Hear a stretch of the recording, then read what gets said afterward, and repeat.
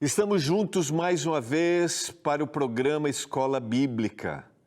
E hoje vamos começar nossa penúltima personagem. E olha, eu admiro essa história e eu tenho certeza que você vai ficar encantado com as lições que nós vamos aprender sobre ela. Esther, a beleza de ser útil. É agora no programa Escola Bíblica.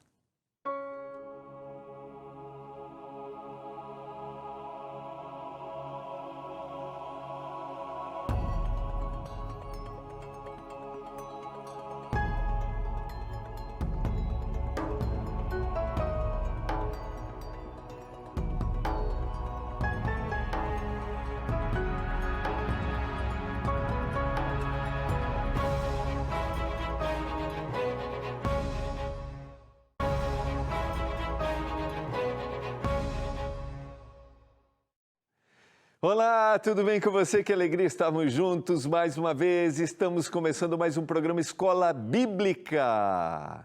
É aqui que a gente tem a alegria de estudarmos a Bíblia juntos, pararmos para analisar o texto bíblico com muita tranquilidade. E nesta temporada estamos estudando, mergulhando em histórias de 8 mulheres marcadas pela fé. Chegamos à nossa 7ª personagem, Esther, a beleza de ser útil, você vai ficar encantado. Junto com Ruth, os únicos livros com nomes de mulheres na Bíblia. E o livro de Esther tem alguns detalhes bem interessantes. Mas eu quero lançar um desafio para você. Não só da leitura, eu quero incentivar você, porque a gente vai até semana que vem, até o meio da semana que vem, e aí nós vamos ter os 2 últimos programas com a última personagem, que vai ser Eva. Então a gente vai ter 4 programas sobre Esther. Eu quero desafiar você a ler o livro, mas quero te chamar a atenção por um detalhe importante. Eu já falei isso quando a gente conversou sobre Ruth. Isso é para você que talvez leia a Bíblia normalmente. Quando a gente vai ouvir uma história bíblica que a gente já conhece, a gente tem a tendência de focarmos em dizer assim, eu já sei tudo sobre. Então, queria que você viesse para estes momentos, lógico, não tem como esquecer o que você já sabe, mas que abrisse o seu coração para os pequenos detalhes que a gente pode encontrar no texto e que podem te marcar profundamente. Se você está assistindo pela primeira vez o programa Escola Bíblica e vai ouvir sobre a Bíblia pela primeira vez, ouvir essa história pela primeira vez, eu tenho certeza que você vai se encantar. Lembrando que a gente está numa escola, esse é o nosso programa, né? Escola Bíblica, e a gente tem o nosso material didático, que é o nosso guia de estudos. Qual é o grande objetivo do guia de estudos? Nos levar ao texto bíblico. E ele é oferecido gratuitamente para você que acompanha os programas aqui na TV Novo Tempo. E esse guia você pode receber aí na sua casa. É só mandar uma mensagem para a gente neste momento. E eu gosto de dizer que eu conheço você também quando você pede seu guia de estudos. Porque ali você liga para a gente, manda uma mensagem para o WhatsApp. Eu vou dar o telefone do horário comercial. Então eu vou virar para esse aqui agora, porque ali estava aparecendo o guia, que é maravilhoso, o texto, a diagramação. Você manda uma mensagem para o WhatsApp, é o 12982444449, está aparecendo aqui, ó, 12982444449. Só escrever, quero receber o estudo bíblico. Na hora, você vai receber um link. Clicou no link, preenche o cadastro, escolhe seu estudo, aí você escolhe, quer o físico ou o PDF. O PDF é um arquivo que você já recebe no celular. O físico você vai receber pelo correio aí na sua casa. Mesmo que a gente esteja, estou repetindo isso, mas é importante, nós estejamos chegando ao final dessa temporada, e semana que vem eu vou começar a falar da nova temporada, do novo guia que vem por aí, não tem problema. Eu quero dizer para você, eu já disse isso aqui no programa, que esse é o tipo de material que vale a pena você ter aí na sua casa. Para aquele momento de pesquisa, de relembrar a história. Por isso, peça seu guia de estudos e receba. Pastor, mas o senhor vai terminar a temporada. Não tem problema. É só você entrar no ntplay.com. Aqui, ó. ntplay.com. Você vai receber, você vai assistir todos os programas anteriores, tá? Ou você pode acessar também o YouTube, nosso canal no YouTube, aqui, ó, youtube.com/Escola Bíblica NT, tá aqui, tá bom? Acessa lá e assiste os programas anteriores, tá tudo bem. Se você quiser ligar para a gente no horário comercial, é o que vai aparecer agora aí na sua tela. É o 0 operadora 12 21 27 31 21. 0 operadora 12 21 27 31 21. Tá bom? Combinado? Ainda dá para acessar o site, que é novotempo.com/Escola Bíblica. Tá aqui, ó. novotempo.com/Escola Bíblica. Combinado? E eu falei para você que este guia é gratuito. Por quê? Porque eles têm um patrocínio dos nossos Anjos da Esperança. Exatamente isso. Quem são os anjos? São os nossos parceiros que fazem doações mensais. E no mês de agosto, que está chegando ao final, nós estamos numa campanha especial, porque a Novo Tempo não pode parar. Nós temos 4 metas ainda para esse ano. Quais são as 4 metas? Você está vendo eu falar toda noite, mas vou repetir. Nós queremos produzir 2 novos estudos, tá? Vão chegar aí 2 novos estudos. Um novo estúdio na Novo Tempo, para novos programas que vêm por aí. E também canal aberto na cidade do Rio de Janeiro. Então, meu pedido a você, tudo que a gente faz aqui é possível por causa dos nossos Anjos da Esperança. Então, faça neste mês de agosto uma doação especial. Agora, telefone na tela dos anjos, já estava ali, né? Mas vamos lá, 0 operadora 12 21 27 30 30, está aparecendo aqui, ó. Ligue neste momento, porque a equipe do Anjo está esperando por você. Agora, liga agora. Fabrício, Lucelma, Reila, Ádila, está todo mundo ali aguardando você, uma equipe simpaticíssima, aguardando você, esperando a sua ligação e a sua doação. Combinado? Vamos orar a Deus, porque a gente vai abrir a sua palavra mais uma vez e a gente deseja que o Senhor nos dê compreensão, que a palavra fale para o nosso coração nesses momentos, que nenhum obstáculo, nenhuma barreira nos atrapalhe de ouvirmos os planos que o Senhor tem para a nossa vida através da história de Esther. Vamos orar? Pai do céu, é hora de abrirmos a Tua palavra, fala ao nosso coração, que a gente entenda. O Senhor conhece cada casa, cada família, cada pessoa que está nos assistindo, que eles se sintam acolhidos, abraçados, amados, abençoados por Ti. Diante das limitações, que eles entendam que o Senhor é capaz de abrir as portas. Eu clamo por isso, em nome de Jesus. Amém. Quero convidar você a abrir a Bíblia no livro de Esther. O livro de Esther é um dos livros históricos da Bíblia. E ele tem, deixa eu só conferir, se eu não me engano, são 10 ou 12 capítulos, que eu quero incentivar você a ler, como eu incentivo, 10 capítulos. 10 capítulos. Então, quero convidar você, motivar, se você já leu, vamos ler de novo o livro de Esther e vamos ao texto bíblico. Como a gente tem 4 programas, o ideal seria se a gente analisasse detalhe por detalhe, mas você vai ter seu guia aí, e eu te aconselho a pedir o seu guia de estudos, porque a nossa educadora, Cláudia Luz, que é autora do guia de estudos, deixou frases, detalhes importantes a respeito dessa história para a nossa reflexão. A história de Esther, diz a professora Cláudia, nos mostra que realmente vale a pena confiar em Deus. Custe o que custar. Você vai perceber isso ao longo da história. Não importa o que aconteça, vale a pena confiar em Deus. Porque o livro está dentro de uma trama e de um drama, um decreto de morte para o povo judeu.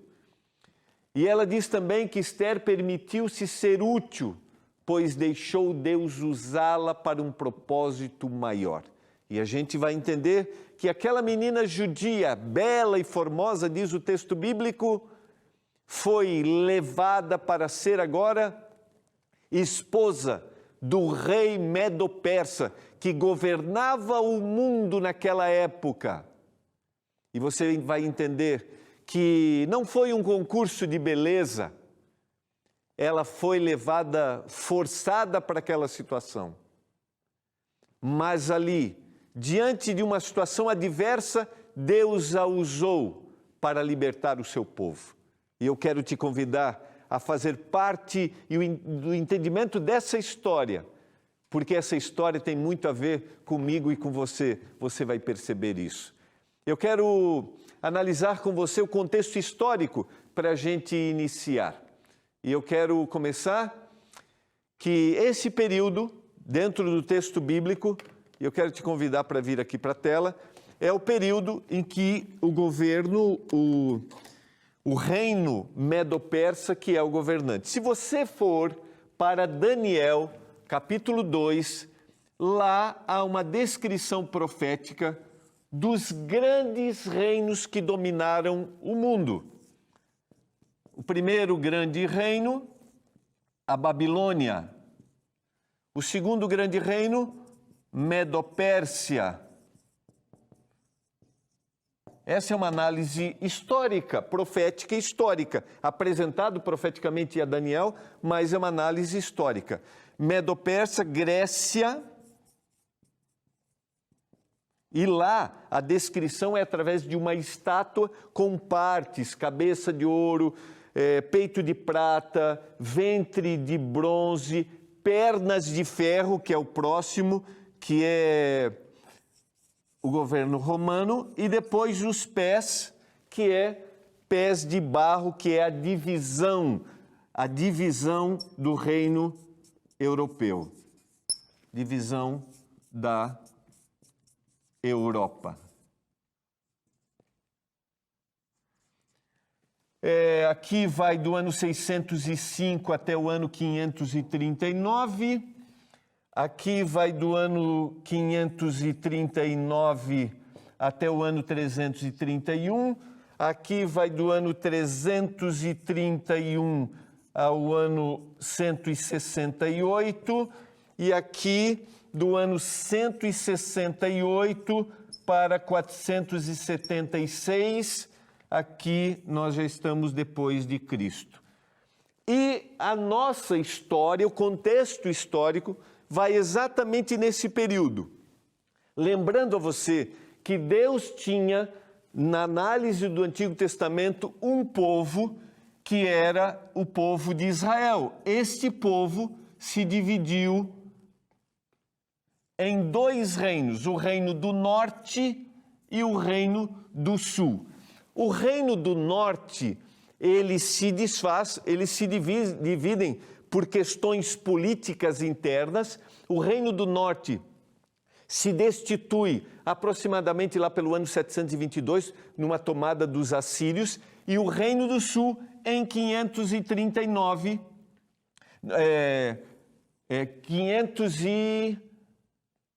539 é que eles são 589, eles são tomados pelo Império de Babilônia. E em 539 cai o Império da Babilônia. E esse reino do sul agora tem a libertação, ou seja, eles são libertos do jugo de Babilônia através do reino Medo-Persa. E a gente vai entender isso, eu vou para o intervalo, é rapidinho, porque tem muitas informações que são importantes para a gente entender o contexto do livro de Esther. É rápido, eu já volto.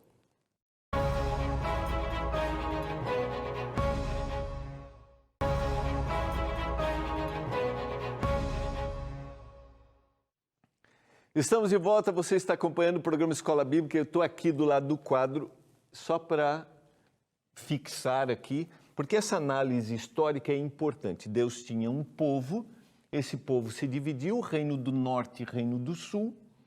Em 722, eles são tomados pelos assírios e eles se perdem totalmente, se desfazem totalmente, né?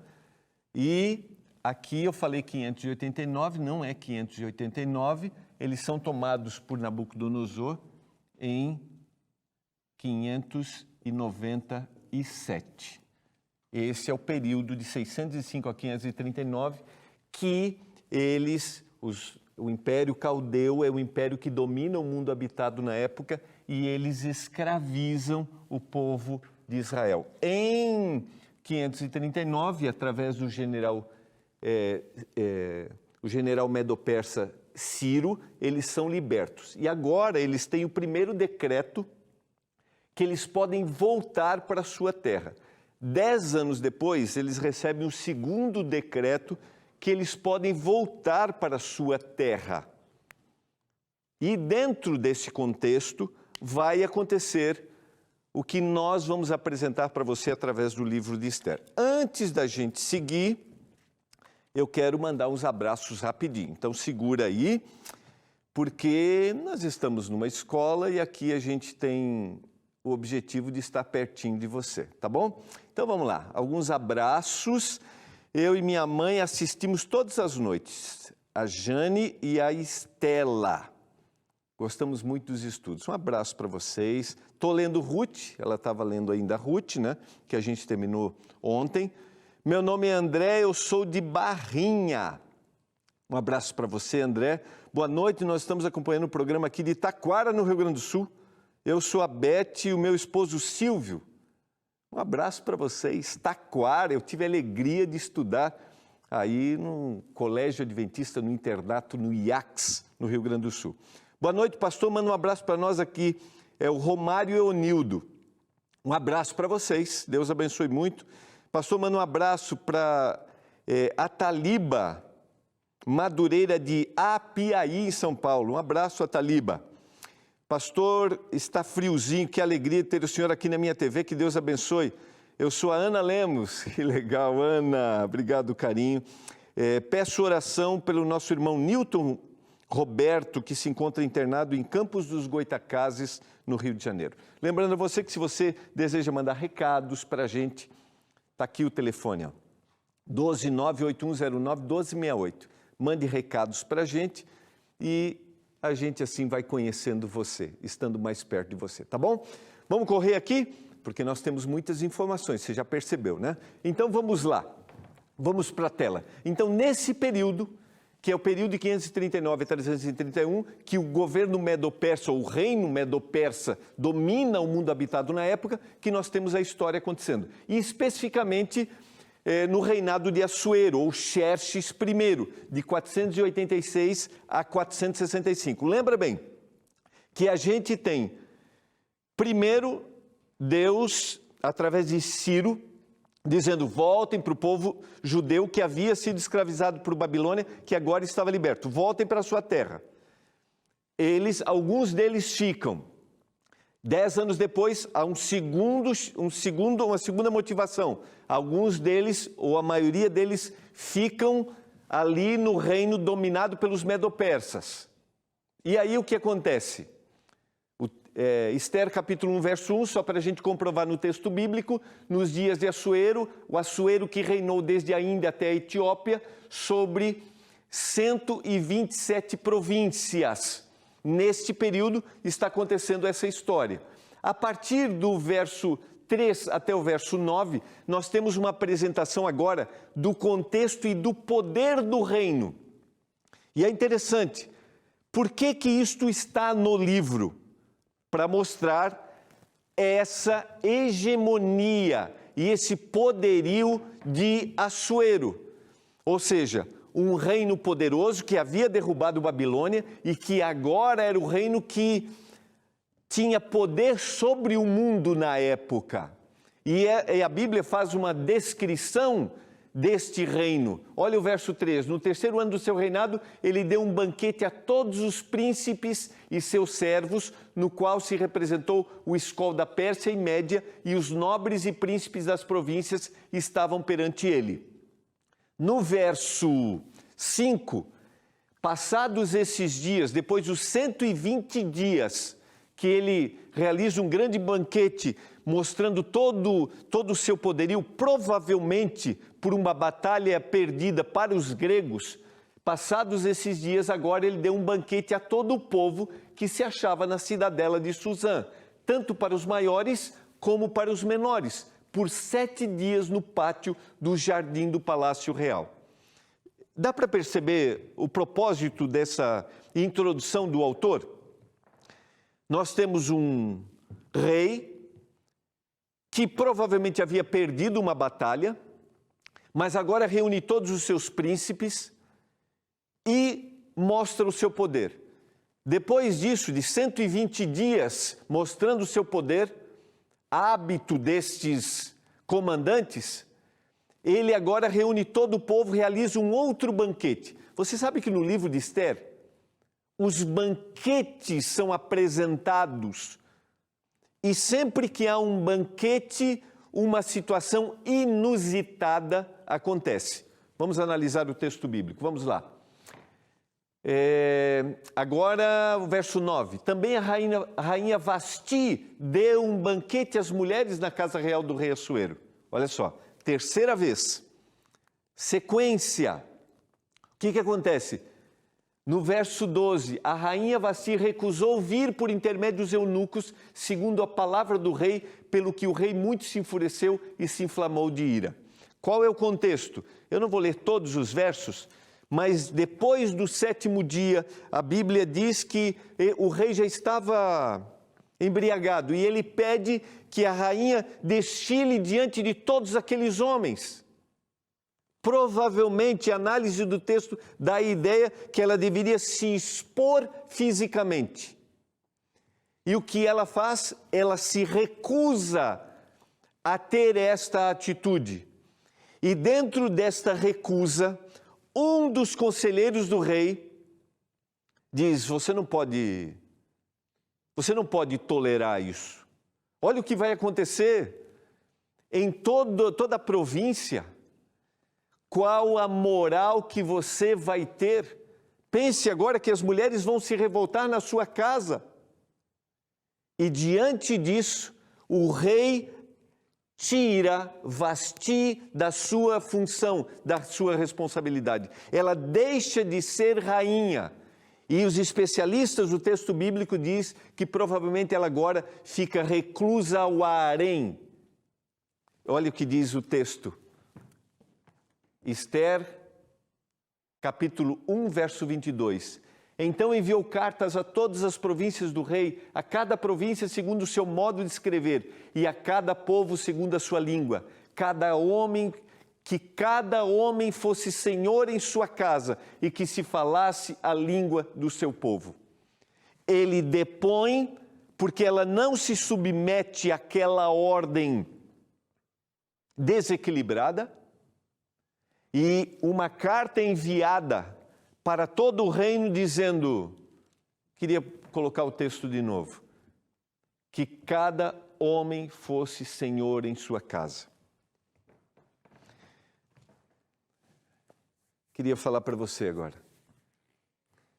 O que significa ser senhor da casa?